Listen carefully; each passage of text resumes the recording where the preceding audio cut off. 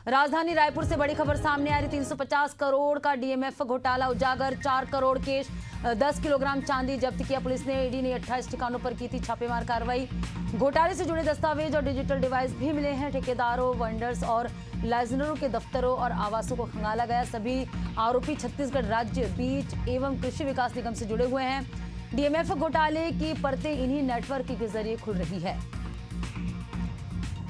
तो बड़ी खबर आपको बता रहे हैं, 350 करोड़ का डीएमएफ घोटाला उजागर हुआ। ईडी की बड़ी कार्रवाई। 28 ठिकानों पर ईडी ने छापेमार कार्रवाई की है। 4 करोड़ कैश और 10 किलो चांदी बरामद किए गए हैं। घोटाले से जुड़े दस्तावेज और डिजिटल डिवाइस भी जब्त किए गए हैं। और चलिए इसमें ज्यादा जानकारी के साथ रायपुर ब्यूरो हेड नदीम मेमन हमारे साथ लाइव जुड़ चुके हैं। नदीम, 350 करोड़ के इस डीएमएफ घोटाले में किनके नाम जो है सामने आए हैं, आपसे जानना चाहेंगे पूरा मामला।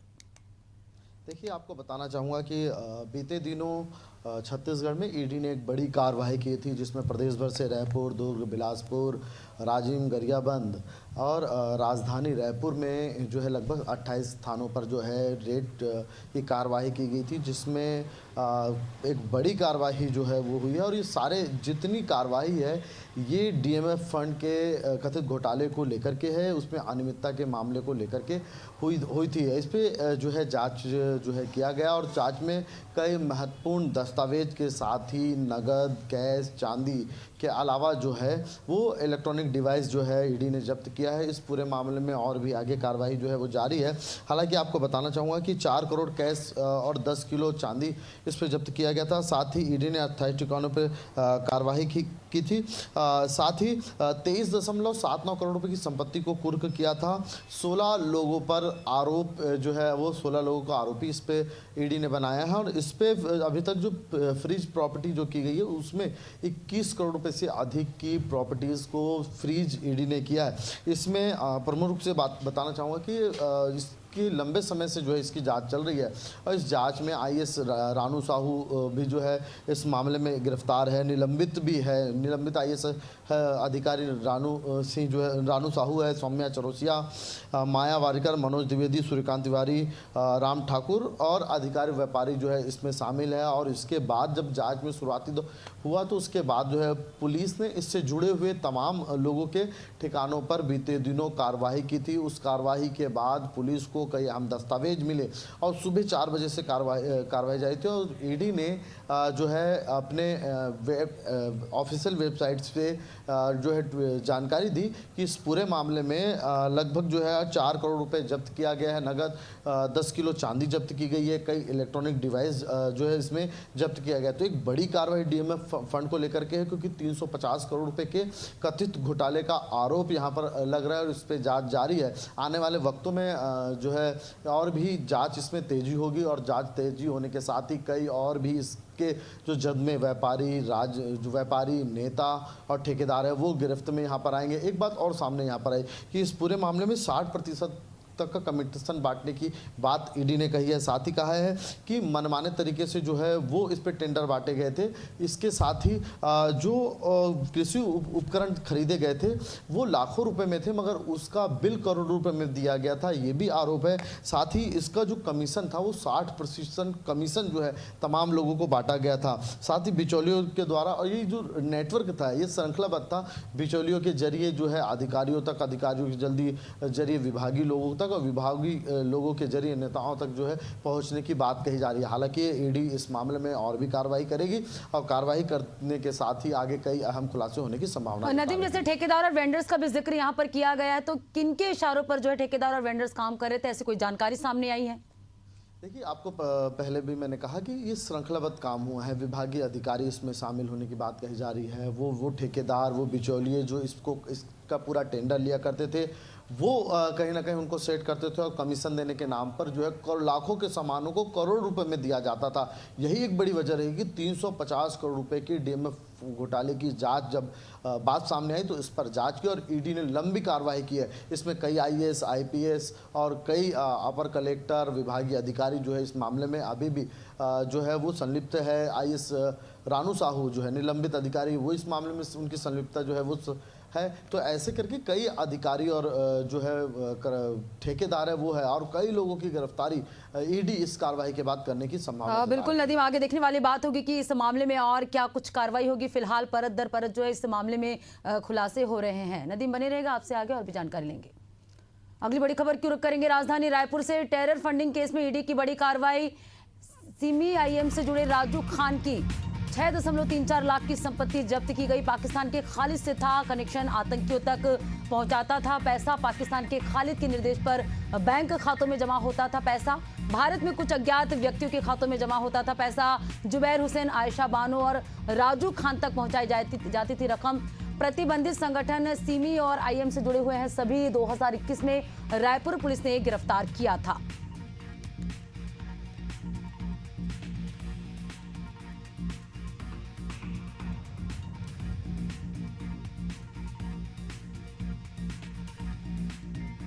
तो रायपुर में ईडी की बड़ी कार्रवाई हुई है। बड़ी खबर आपको बता रहे हैं, रायपुर में ईडी ने बड़ी कार्रवाई की है। टेरर फंडिंग केस में ईडी ने बड़ी कार्रवाई की है। सीमीआईएम से जुड़े राजू खान की 6.34 लाख जब्त की है। पाकिस्तान के खालिद से था कनेक्शन, आतंकियों तक पहुंचाता था पैसा। और सहयोगी नदीम हमारे साथ लगातार बने हुए हैं। नदीम, ईडी ने बड़ी कार्रवाई की है। राजू खान कौन है और इससे सीमीआईएम से क्या कनेक्शन है? देखिए, आपको बताना चाहूँगा कि ईडी की एक बड़ी टेरर फंडिंग मामले में जो है वो यहाँ पर कार्रवाई की है। इस पूरे मामले में आपको बताना चाहूँगा कि सीमीआईएम से जुड़े राजू खान की संपत्ति जो है लगभग 6.34 लाख की संपत्ति जो है वो जब्त की गई है। आपको बताना चाहूँगा 2021 में रायपुर पुलिस ने राजू को सीमी और एमई कनेक्शन के तहत जो है वो गिरफ्तार किया था। उस पर लंबे समय से जांच की और जांच करने के बाद जो है निष्कर्ष ये निकला कि इसके तार जो है पाकिस्तान से जुड़े थे। पाकिस्तान के अलावा कई टेरर जो लोग हैं उनको ये सीधे फंडिंग किया करता था, उनसे फंडिंग का मामला था, खाते में लेन देन का जो है वो तार जुड़े हुए दिखे। और इसके बाद पुलिस ने बड़ी कार्रवाई की। अब ईडी ने जो है इस पूरे मामले में जो है ईडी की कार्रवाई सामने आई है। ईडी ने इस पर लगभग 6 लाख से अधिक की संपत्ति जो है वो जब्त की है। ये खालिद के साथ ही आपको बताऊं राजू जो है पाकिस्तान के खालिद से इसका कनेक्शन जुड़ा हुआ था और ये आतंकवादियों को आतंकियों तक ये पैसे पहुंचाने का काम किया करता था, जिसकी शिनाख्त पर पुलिस जो है ईडी ने कार्रवाई की थी और उस पर जांच जो है 2021 से चल रहा था और इस पर कई अहम जो है सुराग मिले थे टेरर जो है आतंकवादियों के साथ संलिप्तता का, जिसके बाद ये कार्रवाई की गई। साथ ही आपको बताना चाहूँगा कि कुछ अज्ञात व्यक्तियों से ये पैसे लिया करता था और पैसे को जो है वो आतंकवादियों तक पहुंचाया करता था। पहुंचाने के बाद इसको जो आतंकवादी गतिविधियां हैं, जो देशद्रोही गतिविधियां हैं, उसमें जो है उपयोग किए जाने का मामला सामने आया था। इसमें जो रकम जो है वो जुबैर हुसैन, आयशा बानो और राजू खान जैसे लोगों तक पहुंचाई जाती थी, जिसके बाद अब ईडी ने एक बड़ी कार्रवाई यहाँ पर की है। कार्रवाई के बाद जो है संपत्ति को जब्त किया है। बिल्कुल नदीम, तो एक बड़ी कार्रवाई टेरर फंडिंग के मामले में ईडी ने यहाँ बड़ी कार्रवाई की है। शुक्रिया नदीम तमाम जानकर हमसे जुड़ने के लिए। तो बड़ी खबर आपको बता रहे हैं राजधानी रायपुर से, जहां टेरर फंडिंग केस में ईडी ने बड़ी कार्रवाई की है। राजू खान की 6.34 की संपत्ति को जब्त की है। पुलिस ने यहां पर बड़ी कार्रवाई की है। टेरर फंडिंग केस में ईडी की बड़ी कार्रवाई।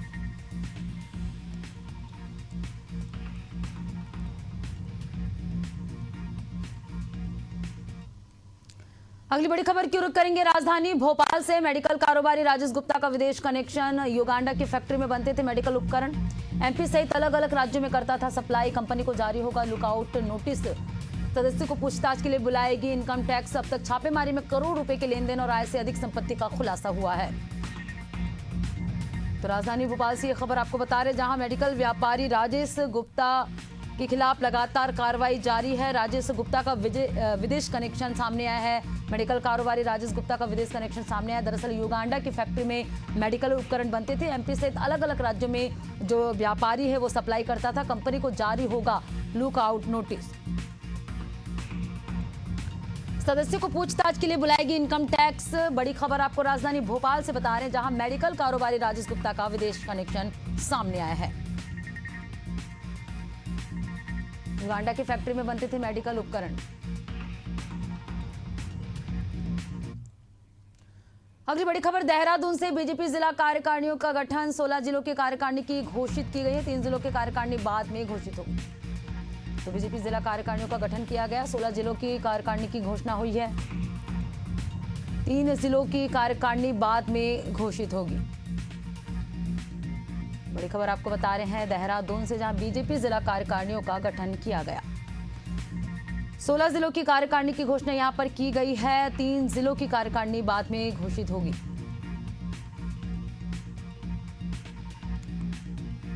तो देहरादून से खबर आपको बता रहे हैं, जहां बीजेपी जिला कार्यकारिणी की गठन हुआ। 16 जिलों की कार्यकारिणी की घोषणा की गई है।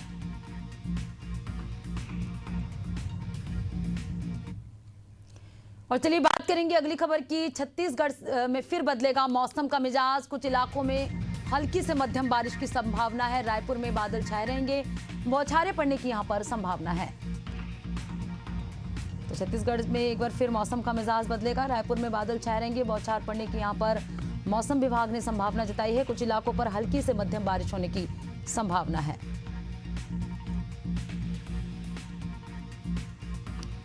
रायपुर में बादल छाए रहेंगे, बौछारें पड़ने की संभावनाएं हैं। मौसम विभाग ने यहां संभावना जताई है। कुछ इलाकों पर हल्की से मध्यम बारिश होने की संभावना है।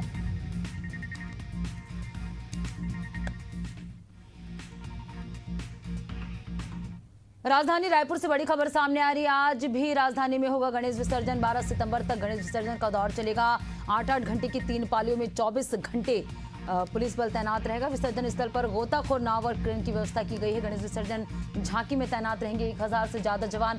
डीजे के साथ पटाखों पर भी प्रतिबंध लगा है। ड्रोन और सीसीटीवी कैमरे से रिकॉर्डिंग और निगरानी होगी। 6 सेक्टर में बांटा गया है। झांकी मार्ग केवल पैदल पहुंच पाएंगे लोग। तो राजधानी में आज भी गणेश विसर्जन होगा। 12 सितंबर तक गणेश विसर्जन का दौर जो है चलेगा। 8-8 घंटे की 3 पालियों में 24 घंटे अमला तैनात रहेगा। विसर्जन स्थल पर गोताखोर नाव और क्रेन की व्यवस्था की गई। जैसा कि पता है कि आज पिछले कल से विसर्जन का शुरू हो गया गणपति जी की मूर्तियों का। उसके लिए कल से हम लोगों की व्यवस्था लगाई गई थी। आज फिर से उस व्यवस्था को और दुरुस्त किया गया है, स्ट्रेंथन किया गया है। तो आज भी लगभग 200 से अधिक अधिकारी कर्मचारी विसर्जन स्थलों पर ड्यूटी लगाई गई है, जिसके माध्यम से शांतिपूर्ण तरीके से विसर्जन कार्रवाई किया जा रहा है। और चलिए इस बीच पेंड्रा से बड़ी खबर सामने आ रही। गणेश विसर्जन के दौरान बड़ा हादसा। लखन घाट सोन नदी में डूबने से एक युवक की मौत हो गई। गणेश विसर्जन के बाद नदी में नहा रहा था युवक। परासी गांव के 21 वर्षीय दीपेश प्रजापति की मौत हो गई। तो पेंड्रा से बड़ी खबर आपको बता रहे, जहां गणेश विसर्जन के दौरान एक युवक की मौत हो गई। गणेश विसर्जन के बाद युवक नहा रहा था। परासी गांव के 21 वर्षीय दीपेश प्रजापति की मौत हो गई। पेंड्रा से खबर आपको बता रहे, जहां गणेश विसर्जन के दौरान ये बड़ा हादसा हुआ। लखन घाट सोन नदी में डूबने से एक युवक की मौत हो गई। दरअसल गणेश विसर्जन के बाद नदी में युवक नहा रहा था।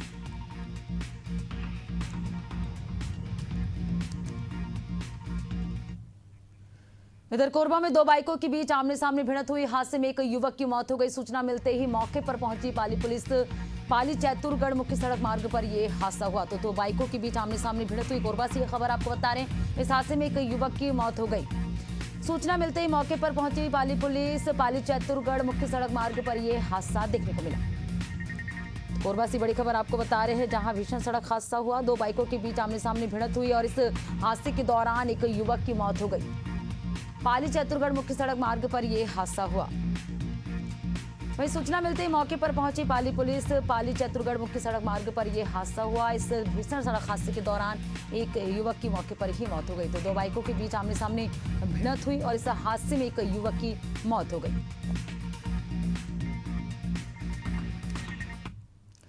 अंबिकापुर से बड़ी खबर सामने आ रही है। संदिग्ध हालत में युवक का शव मिला। महामाया द्वार के पास युवक का शव मिला। रसूलपुर के रहने वाला था युवक। चौराहा के पास शव मिलने से सनसनी फैल गई। कोतवाली थाना क्षेत्र की यह घटना बताई जा रही है।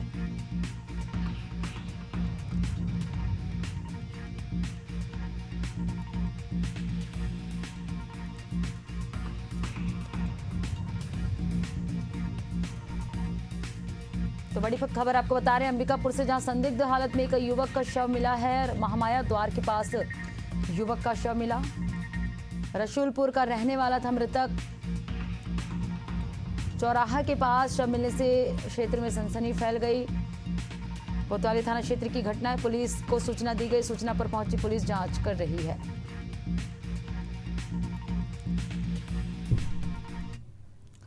अगली बड़ी खबर बैरसिया से श्राद्ध तर्पण और पिंडदान करने के दौरान बड़ा हादसा हुआ। पिंडदान करने गए दादा और पोती की नदी में डूबने की खबर सामने आई है। मौके पर बैरसिया एसडीएम टीआई समेत प्रशासनिक अमला मौजूद है। प्रशासनिक टीम और ग्रामीण दोनों की तलाश में जुटी है।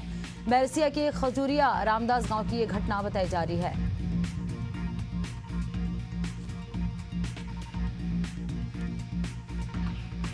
बैरसिया से बड़ी खबर आपको बता रहे हैं, आज से पितृपक्ष की शुरुआत हो गई है और श्राद्ध तर्पण और पिंडदान करने के दौरान एक बड़ा हादसा हुआ। पिंडदान करने गए दादा और पोती की नदी में डूबने की खबर सामने आई है। मौके पर बैरसिया एसडीएम टीआई समेत प्रशासनिक अमला मौजूद है। दरअसल प्रशासनिक टीम और ग्रामीण दोनों की तलाश में जुटी हुई है।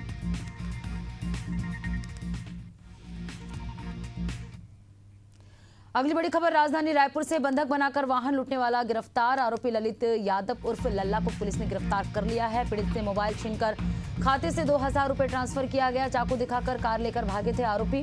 एंटी क्राइम और कबीर नगर पुलिस की संयुक्त कार्रवाई देखने को मिली। लूटी गई कार बरामद की गई। 2 आरोपी अब भी फरार।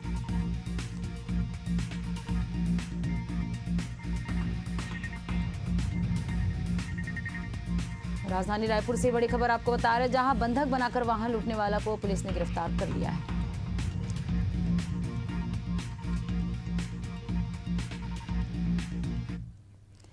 इधर ग्वालियर से बड़ी खबर सामने आ रही है। 2 पक्षों के विवाद में जमकर गोलियां चली है। 10 से अधिक बदमाशों ने चलाई है गोलियां। बच्चों को लेकर 2 पक्षों में विवाद हुआ था। विवाद में जमकर पथराव भी हुआ और गोलीबारी हुई। घटना का सीसीटीवी फुटेज सामने आया है। पुलिस ने 4 लोगों के खिलाफ मामला दर्ज कर लिया। मुरार थाना क्षेत्र के जडेरुआ बांध का मामला है। ग्वालियर से बड़ी खबर आपको बता रहे हैं, जहां गोलीबारी हुई है। विवाद में जमकर पथराव और गोली चली है। घटना का सीसीटीवी फुटेज भी सामने आया है। तो बड़ी खबर आपको बता रहे हैं, ग्वालियर से जहां 2 पक्षों के विवाद में जमकर गोलियां चली है। इस दौरान 10 से अधिक बदमाशों ने गोलियां चलाई। बच्चों को लेकर 2 पक्षों में विवाद हुआ था।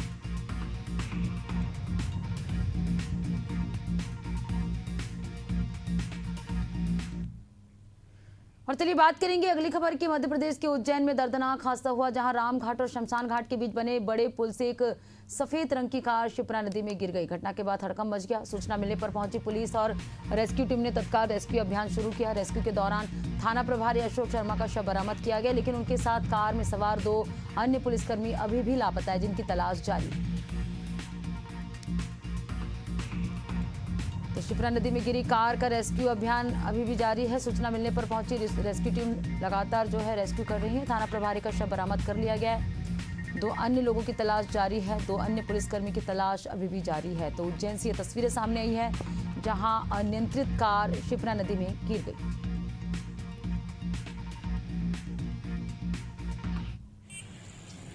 एक बहुत ही दुखद घटना हुई है। हमारे 3 साथी पुलिसकर्मियों को हमने खोया है। ये उनेल थाना प्रभारी अशोक शर्मा जी, उनके साथ सब इंस्पेक्टर निनामा साहब और महिला आरक्षक आरती।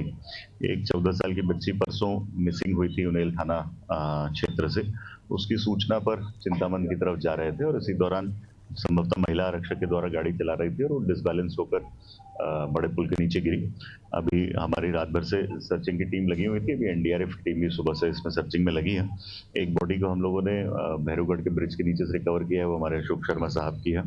अभी दोनों बाकियों के लिए हमारा सर्च ऑपरेशन जारी है और गाड़ी के लिए भी सर्च ऑपरेशन जारी है। देहरादून में मुख्यमंत्री पुष्कर सिंह धामी ने महामंडलेश्वर स्वामी कैलाशानंद गिरी महाराज और अखाड़ा परिषद के अध्यक्ष स्वामी रविंद्रपुरी महाराज का स्वागत किया। इस अवसर पर धर्म, संस्कृति और राज्य की आध्यात्मिक उन्नति से जुड़े विभिन्न विषयों पर विचार विमर्श किया गया।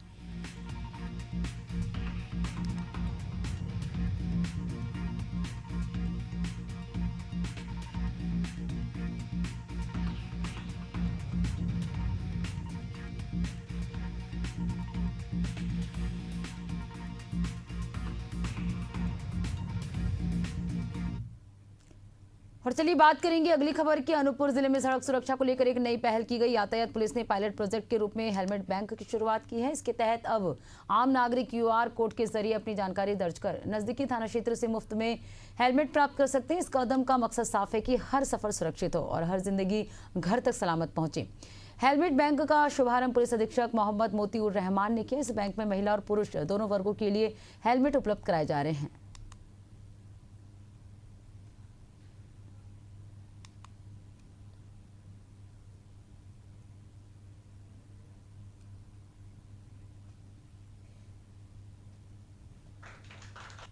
अनूपपुर जिले में लगातार सड़क दुर्घटनाओं में कमी लाने के लिए अनूपपुर ट्रैफिक पुलिस के द्वारा अनेक नवाचार किए गए। उनमें से एक जो है हेलमेट बैंक का नवाचार आज प्रारंभ किया गया। अभी तक ज़्यादातर देखा जाता है कि दो पहिया वाहन चालक अगर दुर्घटना में उनकी अगर मृत्यु होती है तो हेलमेट ना पहनने के कारण ऐसी मृत्यु होती है। तो उसको देखते हुए यहाँ पे हेलमेट बैंक का प्रारंभ किया गया है, जो कि आधुनिक तरीके से आप प्राप्त कर सकते हैं। QR कोड जो है अनेक सोशल मीडिया साइट्स और सार्वजनिक स्थल इनके लगाए गए हैं। QR कोड स्कैन करने के बाद आपको एक छोटा सा डिटेल फॉर्म अपना भरना पड़ेगा और उसके बाद आपका रजिस्ट्रेशन हो जाएगा और आप अधिकतम 3 दिन के लिए ये हेलमेट अपने पास रख सकते हैं और उपयोग कर सकते हैं।